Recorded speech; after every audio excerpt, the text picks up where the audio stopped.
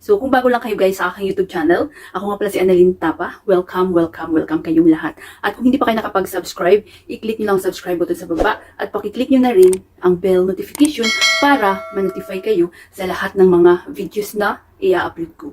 Nag-upload ako guys ng mga video tips, video tutorial nang sa ganun ay ma-share ko ang kaalaman ko sa kapwa ko YouTubers, lalong-lalo na sa mga new YouTubers na nagsisimula pa lang gumawa ng kanilang channel. Hi guys, sa video na ito i-share ko sa inyo kung paano ba gamitin ang YouTube Studio. Ang YouTube Studio guys is may-ari din nito si YouTube at napakahalaga nito guys na mayroon tayo. Lalo-lalo na kung pag nagbablog kayo or kayo is mga content creator kagaya ko. So, ang may-ari nito guys si YouTube din. At kapag wala pa kayo nito guys, i-install nyo na. So, ito yung itsura niya guys, YouTube Studio. So, pwede siya sa Android, pwede siya sa iPhone. Ang gamit ko always is Android. So, pag na-install nyo na guys, i-open na natin. So, punta tayo dito sa dashboard. So, ang YouTube Studio guys is napaka-helpful.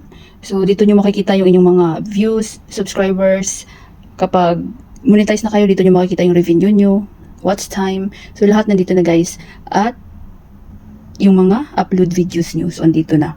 So, gaya nito guys, ayan. Dito makikita yung mga videos na in-upload nyo. Then, analytics. So, makikita yung mga top videos nyo, kung ano yung mga pinakamaraming views na video nyo. Then, dito rin ang mga comments. So, pwede kayo dito mag-reply ng mga comment, galing sa inyong mga viewers, mag-delete ng mga comment. So, pwede dito guys. Then, at ito yung bago guys na gusto kong i-share sa inyo. So, pwede kayo dito mag-upload ng video gamit ang YouTube Studio. So, i-click nyo lang itong plus guys. Ayan. Then, mapupunta kayo sa inyong gallery. Then, ano ba yung gusto nyong i-upload na video sa inyong YouTube channel. So, halimbawa naman ito guys. Yan, i-click nyo lang yan. So, ayan. So, pwede nyo siyang lagyan ng caption. Kung ano ba yun about sa cooking, tutorial. Kung ano ba yung content nyo guys. Depende sa content nyo. Then, so, dapat huwag nyo munang i-public, diba? So, na-share ko na sa inyo kung paano mag-upload ng tamang pag-upload ng video. So, dapat i-unlisted nyo muna. Ayan. Para kapag may mga copyright or may mga mali sa inyong pag-upload ng video, so hindi masasayang yung views kapag na-publish nyo na. Kasi kapag once na ma-upload nyo at naka-public, so automatic na yan na ma-view ng inyong mga viewers. Then, back muna tayo guys. So ayan, pili lang kayo dyan guys, select audience. So dapat kapag hindi naman about sa kids yung inyong content, dapat ang inyong piliin is no, it's not made for kids. So kapag for kids, so yes, diba, check nyo lang. So sa akin, ang mga content ko is no, hindi about sa kids. Then nagtatanong din dito, related videos. So ano ba yung content nyo, related videos? So i-click nyo yan, magpipili kayo dyan about ito yan.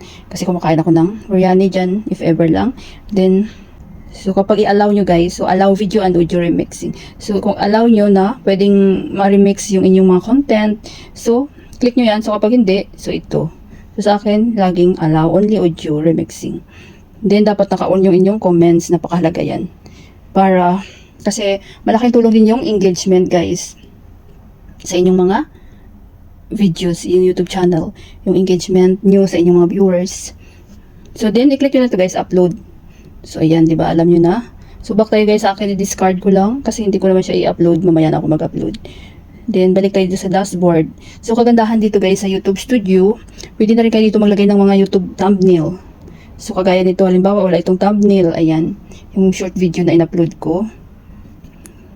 So, wait lang guys, pili tayo ng long video. So, lahat nalagay ko na ng thumbnail. So, ito. Halimbawa ito. Ayan, sa travel vlog ko ito guys. Then, i-click nyo lang ito guys, oh. Ayan. Then, pwede kayo mag-edit din ng title. Dito na kayo mag-edit ng title. Kahit wala kayong mga laptop or computer. So, napakadali lang guys. So, dito kayo mag-edit ng title. Gusto nyo mag-add ng description. Ayan. Yan. So, maglagay ng mga tags. So, ayan. Pwede kayo maglagay ng tags. Palitan yung mga tags. So, i-X nyo lang yan. Then, mag-type kayo dyan kung ano yung gusto nyong tags na ipalit. So, napakaganda ng YouTube Studio. Pwede na kayo mag-upload dito. Ito yung bagong in-add ni YouTube, yung pwede kayo mag-upload dito sa YouTube Studio ng inyong mga videos. Then back tayo guys. So, halimbawa, mag-thumbnails. So, click nyo yan, ang video. So, wala itong thumbnail guys, kasi sa akin okay naman itong thumbnail. Pero kapag minsan kasi yung mga screenshot ni YouTube, iba, pangit. So, naglalagay ako, lalo na sa travel vlog ko. Pero kapag mga tutorials, so kailangan ko talaga ng thumbnail. So, i-click nyo ito guys, itong parang pencil. Then, ito ulit, itong parang pencil. So, yan. So, ito na guys, custom thumbnail. So, yan, pili kayo dyan. Kung ano ba yung gusto nyong thumbnail. So, halimbawa ito lang guys, ayan. If ever lang ha. Yan na nagawa yung thumbnail. So, i-done nyo lang yan. Then, automatic na yan na masisave sa inyong mga video. So, kagandahan dito, pwede kayo maglagay ng thumbnail, mag-change ng thumbnail. So, i-discard ko lang guys. So, napakaganda guys ng YouTube Studio. Pwede na rin kayo dito mag-delete pala ng mga videos nyo. Kapag may gusto kayong i-delete na video nyo, pwede rin. So, punta lang kayo dito sa content. Ayan. Then, ano ba yung gusto nyo i-delete? So, halimbawa lang. Ito. Click nyo lang itong parang 3 dot na black dyan, guys. Ayan. Click nyo yan. Then, ito guys, oh. Delete videos. Click nyo delete videos. Then, tatanungin kayo ni YouTube. Deleting content from YouTube is permanent and cannot be undone. So, kung sure na kayo, delete. Sa akin, i-cancel ko lang guys. So, napakaganda ng YouTube Studio guys. Kasi dito na lahat. Ayan. Pwede kayong mag-edit ng mag-upload ng videos, mag-edit ng mga title, description, maglagay ng mga tags, palitan ang tags, at mga comment. So, dito na rin kayo pwede mag-reply ng mga comment ng inyong viewers. At pwede rin yung i-delete kapag may mga alam niyo naman guys, nakaka-receive tayo minsan ng mga pangit na comments. So, kapag wala pa kayong YouTube Studio guys, i-install nyo na ang YouTube Studio kasi napakadaling gamitin, mapapadali yung inyong pag-upload ng video at pag-edit ng mga title. So, ako dito ako pumupunta lagi kapag nag-upload ako ng videos at maglagay ng title kasi dito na lahat. So, napakadali lang guys.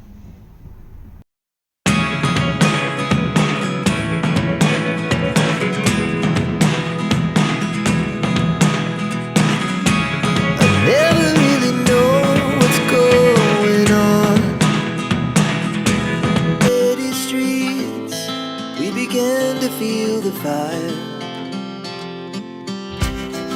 We rise like tall buildings as the chemicals they take us higher. The night's young, it has just begun as she puts her hand in mine. We wanna chase the night.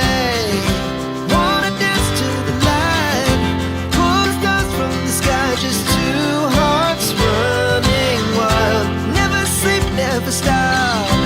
As we shout from the top, we're gonna be two hearts running wild.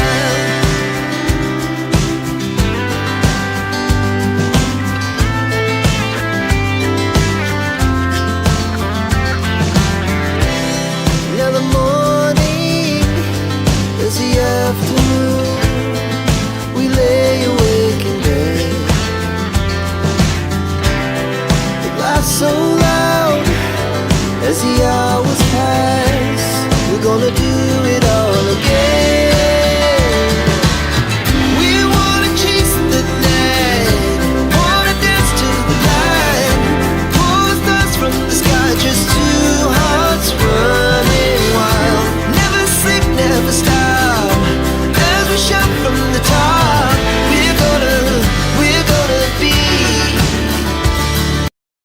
Sana guys may natutunan kayo sa video tutorial ko na ito at maraming salamat sa panonood. Kung mayroon kayong mga question, suggestion, and request, just leave a comment down below. At huwag niyong kalimutan mag-like, share, comment, at kung hindi pa kayo nakapag-subscribe, i-click niyo lang subscribe button sa baba at pakiclick niyo na rin ang bell notification para ma-notify kayo sa lahat ng mga videos na i-upload ko. Always be happy guys, be positive, avoid nega. See you next time.